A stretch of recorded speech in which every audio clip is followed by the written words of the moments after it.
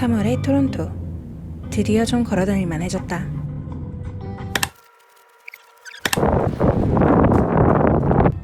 한 마리의 엄마곰 같던 겨울 착장을 벗어던지고 오랜만에 코트에 굽있는 부츠까지 신었더니 걸음걸이까지 괜히 힘차지는 느낌이다. 날은 흐리지만 내 기분만큼은 흐리지 않았다. 토론토에서 우리가 가장 좋아하는 우동 가게에 왔다.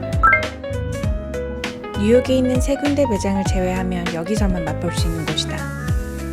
칼로 썬 듯 양끝이 살짝 눌린 면에 씹을수록 쫀득한 식감, 맑으면서도 깊은 육수까지 여러 번 먹는데도 매번 감동이다. 2년 전 토론토로 돌아와 처음 이 우동을 맛봤을 때 굳이 일본에 가지 않아도 되겠다는 생각이 들 만큼 아시아에서 멀어진 아쉬움을 달래줬던 기억이 있다. 감사하게도 그날의 맛은 지금까지 그대로다.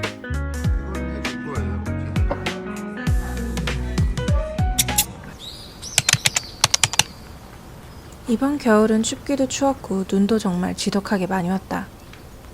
운동은 대부분 콘도 짐이나 풀에서 해결해야 했다.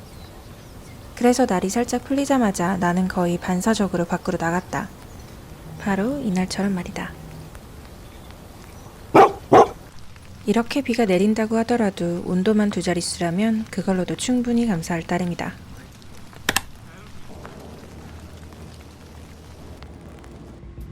어떨 땐 그냥 걷는 것만으로는 조금 심심할 때도 있다. 그럴 땐 이렇게 동네에 있는 예쁜 샵들을 들려주면 산책이 조금 더 재밌어진다.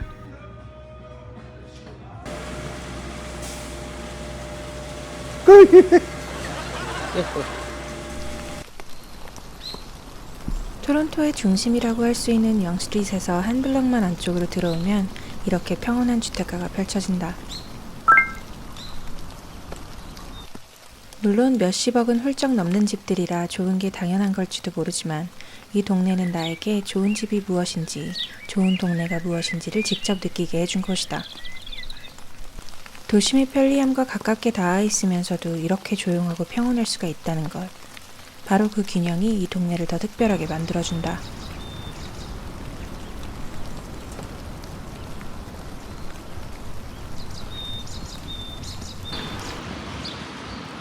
그렇게 나의 최애 동네를 나와 다시 영스트리트를 따라 조금만 걷다 보면 퍼블릭 라이브러리가 나온다. 사실 이날의 최종 미션은 이곳에서 책을 빌려보는 것이었다. 생각해보면 대학교 때 과제 때문에 학교 도서관에서 책을 빌렸던 걸 제외하면 개인적으로 책을 빌려본 기억이 없다.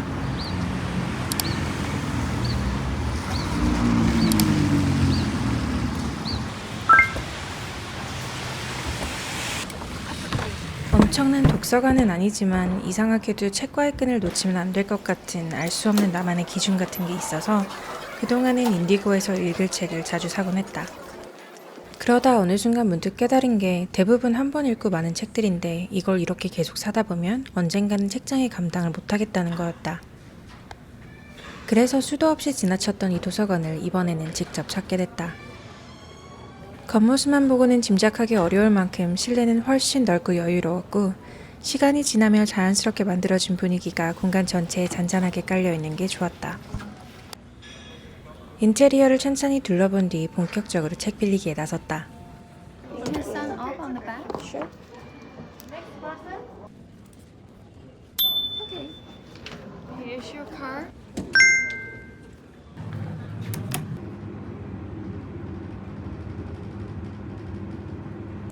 읽고 싶었던 책이 이 지점은 In Library Use Only여서 길 건너에 있는 다른 브런치로 가야 했다.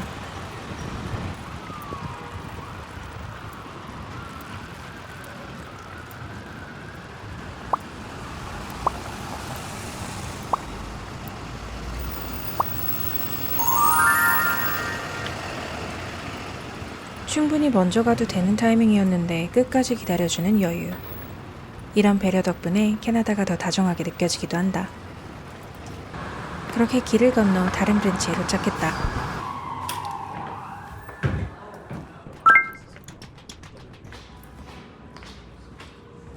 방금 전까지 있던 큰 규모의 공간과는 달리 여기는 훨씬 아기자기한 분위기이고 아이들을 위한 공간도 따로 마련되어 있었다.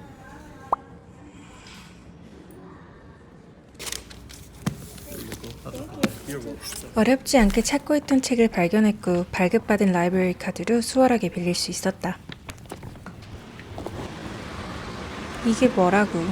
괜히 뿌듯해서 돌아가는 길 내내 기분이 좋았다.